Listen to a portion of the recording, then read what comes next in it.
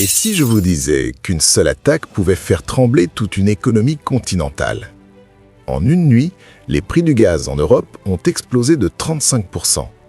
Des millions de foyers, des milliers d'entreprises, tous dépendant d'une seule chose, l'énergie. Mais la véritable surprise n'était pas l'attaque elle-même, c'était ce qui s'est passé juste après. Un pays, longtemps considéré comme un simple fournisseur secondaire, est soudainement devenu indispensable. Ce pays, c'est l'Algérie. Une attaque qui dépasse le militaire. Les 18 et 19 mars 2026, des drones ont frappé des installations énergétiques au Qatar. Mais ce n'était pas une simple attaque militaire, c'était une attaque contre le cœur du marché énergétique mondial. La cible, les installations de liquéfaction de Ras Laffan. Un complexe stratégique capable d'alimenter une grande partie de la demande mondiale en gaz naturel liquéfié. 17% des capacités d'exportation touchées. Un chiffre qui peut sembler limité, mais dans un marché aussi tendu, cela suffit à déclencher un effet domino global. Les marchés n'ont pas attendu. En quelques heures seulement, les prix du gaz en Europe ont bondi de 35%. Pourquoi une réaction aussi violente ? Parce que les marchés ne réagissent pas seulement aux faits, mais aux anticipations. Et l'anticipation ici était simple. Manque d'offres égale hausse des prix.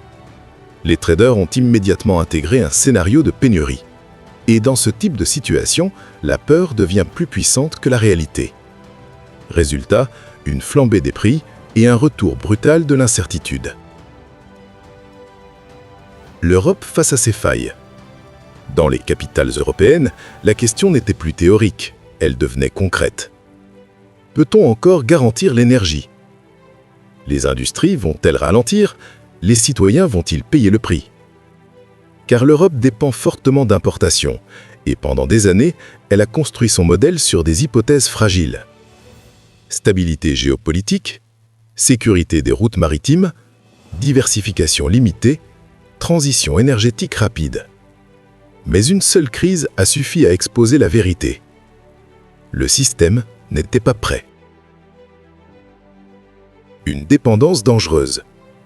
Ce que cette crise révèle, c'est une réalité souvent ignorée. La dépendance énergétique. Quand un continent dépend d'un nombre limité de fournisseurs, il devient vulnérable. Et dans le cas de l'Europe, cette vulnérabilité s'est transformée en urgence stratégique. Il fallait qu'agir vite. Trouver une alternative, une solution immédiate. Mais dans le monde de l'énergie, les solutions rapides sont rares. La montée en puissance de l'Algérie. Et c'est là que tout bascule. Un pays, souvent sous-estimé, se retrouve au centre du jeu. L'Algérie. Pourquoi ? Parce que contrairement à d'autres, l'Algérie possède 3 avantages clés. La proximité géographique avec l'Europe, une infrastructure déjà opérationnelle, des réserves importantes. Les gazoducs Transmed et Medgaz permettent une livraison directe. Pas besoin de transport maritime, pas de dépendance aux routes longues. Et surtout, une capacité d'augmentation rapide des volumes. Une stratégie construite sur des décennies. Ce qui se passe aujourd'hui n'est pas le fruit du hasard, c'est le résultat de décennies d'investissement.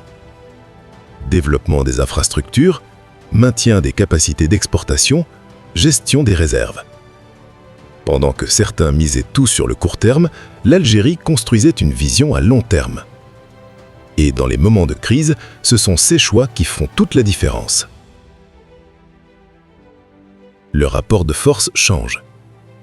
Lorsque les négociations commencent, le rapport de force est clair. L'Europe a besoin de gaz et l'Algérie peut en fournir. Mais pas à n'importe quel prix. Les règles changent. Prix du marché, flexibilité totale, absence d'engagement rigide. Dans un monde en tension, le pouvoir appartient à ceux qui contrôlent les ressources.